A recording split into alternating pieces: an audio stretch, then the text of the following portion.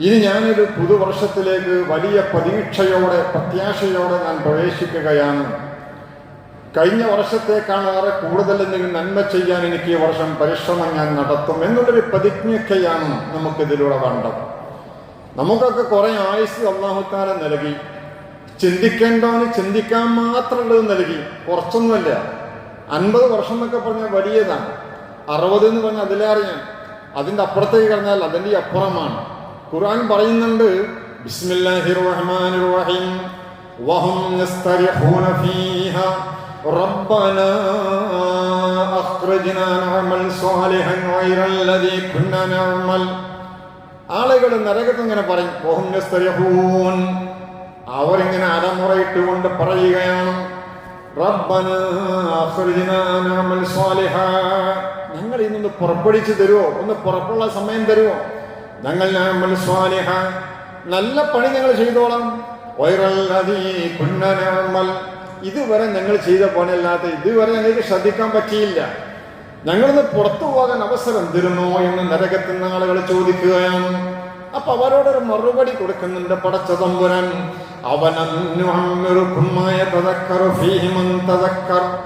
ചിന്തിക്കേണ്ടോന്ന് ചിന്തിക്കാൻ മാത്രമുള്ള വയസ്സ് ഞാൻ നിങ്ങൾക്ക് തന്നില്ലയോ എന്ന്. കുറച്ച് തന്നില്ലേ, ഇനി എവിടുക്കായി നിങ്ങൾക്ക് വേണ്ടത്? ഇപ്പൊ പറയാ, എനിക്കൊന്ന് പുറത്തു പോയാൽ തിരക്കടില്ല എന്നല്ലേ? നിങ്ങൾക്ക് ചിന്തിക്കാൻ മാത്രമുള്ള സമയം തന്നില്ലയോ? നിങ്ങൾക്ക് മുന്നറിയിപ്പുകാരനും വന്നില്ലയോ എന്ന്. ആരാ മുന്നറിയിപ്പുകാരെന്നറിയോ? പ്രവാചകന്മാരാവാം. പിന്നെയോ നമുക്കുള്ള മുന്നറിയിപ്പുകാരൻ നിരയാണ്. നിര ബാധിച്ചാൽ കഴിഞ്ഞു. ഏത് കൃഷിയിടങ്ങളും നമ്മൾ സാധാരണ ചെയ്യുന്ന കൃഷിയിടങ്ങളൊക്കെ അല്ലേ, അത് മഞ്ഞക്കളർ ബാധിച്ചാൽ അത് തീർന്നു എന്നതിന് അർത്ഥമുള്ളത്. ഇനി സമയമായിട്ടുണ്ട് എന്ന് ചിന്തിക്കാനുള്ള ഒരു അവസരമാണത്, ഒരടയാളമാണത്. ഇല്ല, ഏകദേശമായി ഒരു പ്ലാവിന്റെ ഇലയുടെ ഞെട്ടി മഞ്ഞ കളറായാൽ ഇനി പ്രതീക്ഷിക്ക, കുറച്ച് കഴിഞ്ഞാൽ അത് വീഴാനുള്ളതാണ്. നമ്മളൊക്കെ മഞ്ഞയായി മാറി, നമുക്ക് മഞ്ഞച്ചു കഴിഞ്ഞു. ഇനി ഇപ്പോഴുമാകാം, എപ്പോഴുമാകാം, ഇന്നാവാം, നാളെയാവാം, മറ്റന്നാളാവാം. പ്രതീക്ഷയോടെ നിൽക്കേണ്ട സന്ദർഭമാണ്. അവലം നുഅമ്മിറുകും മയതദക്കറു ഫീഹി മൻ തദക്കർ, ചിന്തിക്കേണ്ടവർക്കൊക്കെ ചിന്തിക്കാനുള്ള ആയുസ് നമ്മൾ തന്നില്ലയോ? നിങ്ങളൊക്കെ നിര ബാധിക്കുകയും ചെയ്തില്ലയോ എന്ന്. നിര എത്ര മറക്കാൻ ശ്രമിച്ചാലും അത് വീണ്ടും അതിന്റെ അടിയിൽ നിന്ന് പിന്നെയും പിന്നെയും വെളുത്തുകൊണ്ട് വരാൻ എങ്ങനെ മായ്ച്ചാലും ഈ കാണുന്ന മുന്നറിയിപ്പുകാരനോട് പോരാടാൻ നമുക്ക് കഴിയില്ല എന്നുള്ളതാണ്. ആ മുന്നറിയിപ്പുകാരൻ വന്നിട്ട്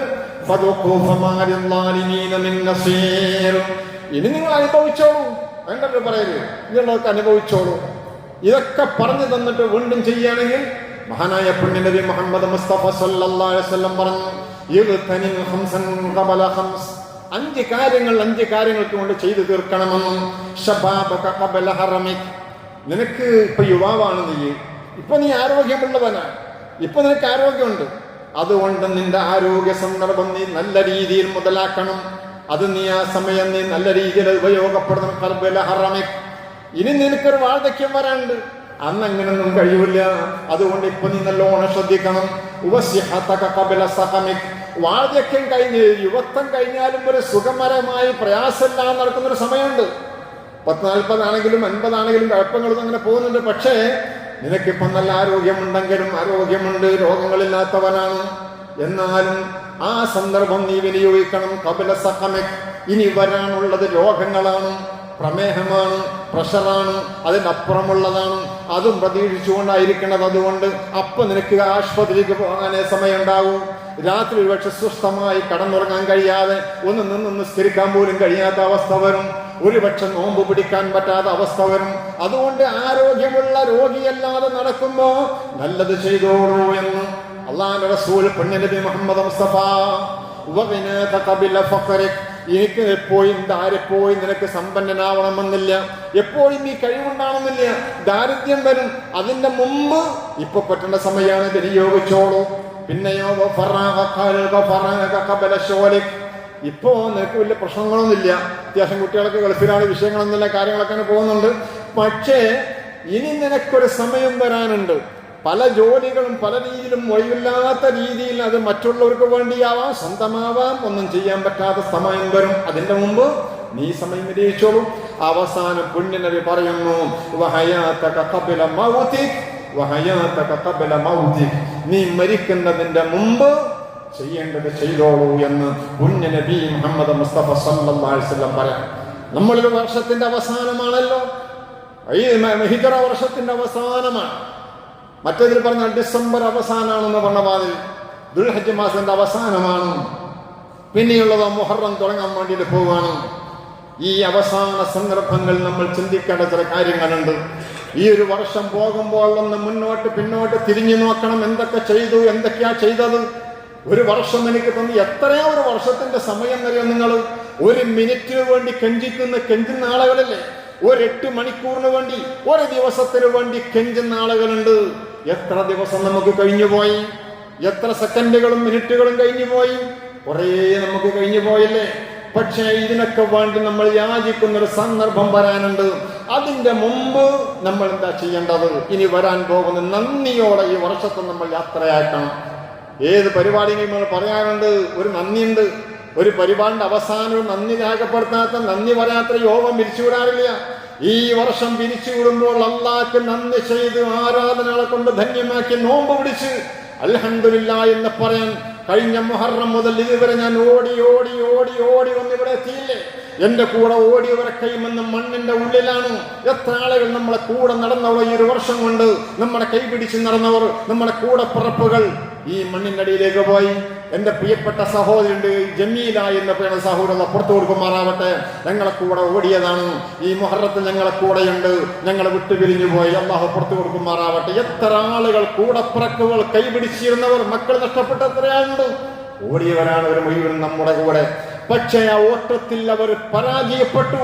നമ്മൾക്ക് വീണ്ടും മുന്നോട്ട് കുതിക്കാൻ, ഇതിന് നന്ദി ചെയ്യാൻ, അള്ളാഹുവിനോട് നന്ദി ചെയ്യാനുള്ള മനസ്സെങ്കിൽ നമുക്ക് വേണം. പിന്നെ വരുന്നത് മുഹറമാണ്. 1 മുതൽ 10 വരെ നോമ്പ് നോൽക്കൽ പ്രത്യേകമായ സുന്നത്താണ്.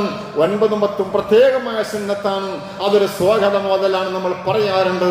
ഒരു പുതുവർഷത്തിന്റെ ഫസ്റ്റ് ഇംപ്രഷൻ ബെസ്റ്റാവണം എന്ന് പറയാറുണ്ട്. തുടക്കം തന്നെ നോമ്പിലൂടെ തുടങ്ങി അള്ളാഹു നന്ദി രേഖപ്പെടുത്താനുള്ള മനസ്സ് നമ്മൾ കാണിക്കണം. അഫ്ളലു സിയാമി ബഅദ റമളാൻ ശഹ്റുല്ലാഹിൽ മുഹറം. ആ അല്ലാഹു സുബ്ഹാനഹു വ തആലയുടെ പ്രവാചകൻ പറയും, റമളാൻ കഴിഞ്ഞാൽ പിന്നെ ഏറ്റവും നല്ലത്, ഏറ്റവും നല്ല സമയം അത് മുഹറമാണ്. നോമ്പ് പിടിച്ചോളും. അതുകൊണ്ട് നന്ദിയോടെ ഒരു മാസത്തെ സ്വാഗതം ചെയ്യാനാവണം നമ്മുടെ മനസ്സാന്തരങ്ങളുള്ള നമ്മുടെ നന്മകളുടെ മനസ്സുകൾ. എങ്ങനെയാവണം? സമയം നഷ്ടപ്പെട്ടു പോയി തിരിച്ചു പഠിക്കാൻ കഴിയില്ല, ഒരാൾക്കും കഴിയില്ല. അലക്സാണ്ടർ ചക്രവർത്തി അറിയാത്തവരിലല്ലോ. അലക്സാണ്ടർ ചക്രവർത്തി എല്ലാവർക്കും അറിയാം. ചിലര് പറഞ്ഞു, ഖുർആനിൽ പറഞ്ഞ നമ്മൾ ഈ ദുൽഖർനൈനിയാണ് അലക്സാണ്ടർ എന്ന് പറഞ്ഞു. അത് ശരിയല്ല എന്നുള്ളതാണ്. കാരണം അലക്സാണ്ടറിന്റെ പിതാവ് ഫിലിപ്സാൻ ഈസാ നബി അലൈഹി സ്വലാത്തു വസ്സലാമിന്റെ മുമ്പ് 300 വർഷം മുമ്പ് ജീവിച്ച ആളാണ്. അരിസ്റ്റോട്ടിൽ അദ്ദേഹത്തിന്റെ മന്ത്രിയായിരുന്നു എന്നൊക്കെ പറയപ്പെടുന്നുണ്ട്. അദ്ദേഹം മാസിഡോണിയ രാജാവായി നടക്കുന്ന മനുഷ്യനായിരുന്നു. എന്നിട്ടോ പേർഷ്യ കീഴടക്കി, ദർയാവേഷിനെ പരാജയപ്പെടുത്തി, റോമ കീഴടക്കി, ഓരോരോ രാജ്യങ്ങളും ഇങ്ങനെ കൈവഴുകി കൊണ്ടുപോയതാണ് സാക്ഷാൽ അലക്സാണ്ടർ എന്ന് പറയുന്നത്. ഇസ്കന്ദർ എന്ന് പറയുന്ന അലക്സാണ്ടർ ചക്രവർത്തി. നമ്മൾ വിചാരിക്കും ഇവരൊക്കെ പോറൊക്കെ കൊണ്ട് നടക്കുന്നുണ്ടെന്നുള്ളത്. അന്ന് അവിടെ പോരാട്ടം എങ്ങനെയാണ്? ഒരു രാജ്യം പിടിച്ചെടുക്കുകയാണ്, ഉടനെ തന്നെ മറ്റൊരു രാജ്യം പിടിച്ചെടുക്കുകയാണ്. ഇന്ത്യയിലേക്ക് വന്നില്ലേ, ഇന്ത്യ ആക്രമിച്ചില്ലേ, ഈജിപ്തിൽ അവസാനം ഭരണം ഉറപ്പിച്ചില്ലേ, അവിടെ അലക്സാണ്ട്രിയൻ പട്ടണം തന്നെ ഉണ്ടാക്കി. അത്രമാത്രം ഇവിടെ അടയാളപ്പെടുത്തി പോയ മനുഷ്യനാണ് സാക്ഷാൽ അലക്സാണ്ടർ ചക്രവർത്തി. നമുക്കറിയാവുന്നതാണ്. ഒരു ദിവസം അദ്ദേഹം എല്ലാം കീഴടക്കി, രാജ്യം ഇങ്ങനെ കീഴടക്കിക്കൊണ്ടിരിക്കുമ്പോൾ പ്രിയപ്പെട്ട അമ്മ പറഞ്ഞു അലക്സാണ്ടറോട്, പട്ടാളക്കാരോട് പറഞ്ഞയച്ചു, എനിക്ക് എന്റെ മോൻ അലക്സാണ്ടറിന് കാണണം. അലക്സാണ്ടറെ കാണാൻ പ്രിയപ്പെട്ട വൃദ്ധയായ മാതാവ് അവസാനത്തിന് ആഗ്രഹം താല്പര്യം കാണിച്ചപ്പോൾ അലക്സാണ്ടർ പറഞ്ഞു, അമ്മ എനിക്ക് കുറച്ച് രാജ്യവും കൂടി പിടിച്ചടക്കാനുണ്ട്, ഞാൻ വരാം, ഞാൻ അമ്മയെ കാണാൻ വരാം. ഇനിയും കുറച്ചും കൂടെ രാജ്യങ്ങൾ പിടിച്ചടക്കാനുണ്ട്, അതും കൂടെ പിടിച്ചടക്കും, ഒന്നും കൂടെ. ഇതാണ് ജീവിതം എന്ന് പറയുന്നത്. ഇനിയും ഉണ്ടാകുന്ന സമയമുണ്ടെന്ന് പറയാൻ. അവലം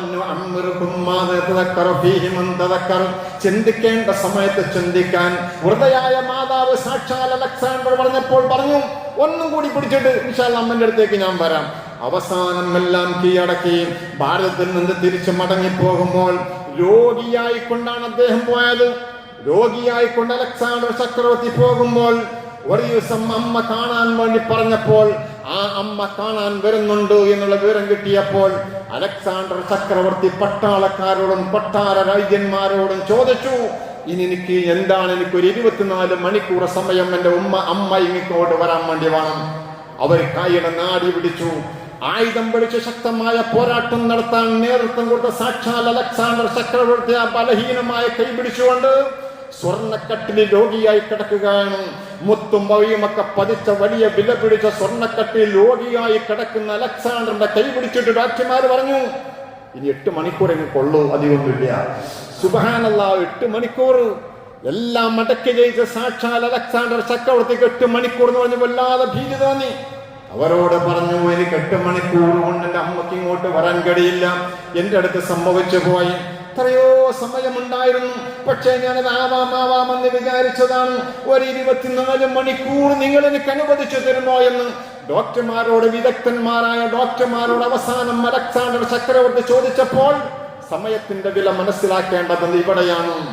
അലക്സാണ്ടർ പറഞ്ഞു, 24 മണിക്കൂർ എത്രയാണെന്ന് പറയും? 24 മണിക്കൂർ, നാളെ ഉച്ചവരെ നമുക്കൊക്കെ ആ ഒരു സമയത്തിന് വേണ്ടി കെഞ്ചിയാൻ ഓരോ രാജ്യങ്ങളും പിടിച്ചടക്കി കൈവലയത്തിൽ ഒതുക്കിയ സാക്ഷാൽ അലക്സാണ്ടർ ചക്രവർത്തി ഒരു 24 മണിക്കൂർ. പക്ഷെ അവർ പറഞ്ഞു 8 മണിക്കൂറേ നിങ്ങൾക്ക് ഉണ്ടാവുള്ളൂ എന്ന് പറഞ്ഞു. അവസാനം അദ്ദേഹം പറഞ്ഞൊരു വർത്താനമുണ്ട്. ആ വർത്താനം നമ്മുടെ മനസ്സാന്തരം വേണം. എല്ലാം വെറുതെയായിരുന്നു.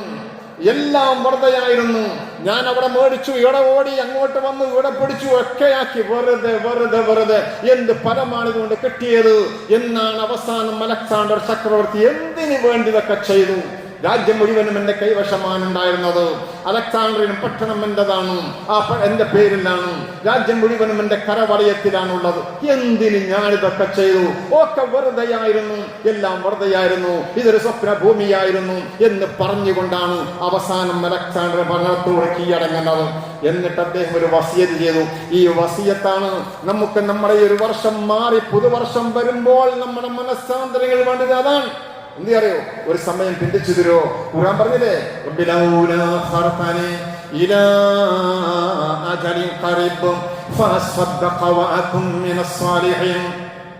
കുറച്ച് സമയം തരുമോ?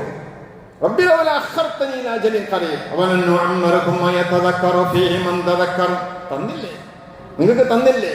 അവസാനം പറഞ്ഞ കുറച്ച് സമയം തരുമോ? തന്നാൽ നിസ്കരിക്കാൻ പറ്റിയിട്ടില്ല, നോമ്പ് നോക്കാൻ പറ്റിയിട്ടില്ല, നിസ്കാരമൊക്കെ ഷോർട്ടാണ് മതിയും, ആളുകളൊക്കെ വല്ലാതെ പരുഷമായി പെരുമാറാണ്, ആളുകൾക്കൊക്കെ ഉറപ്പിക്കുന്ന രീതിയാണ് ഇതൊക്കെ മാറ്റം വരുത്തണം എന്ന് ചിന്തിക്കാനുള്ള സമയമായി എല്ലാം തന്നിട്ടും ഇനി വേണമെന്ന് പറയണം.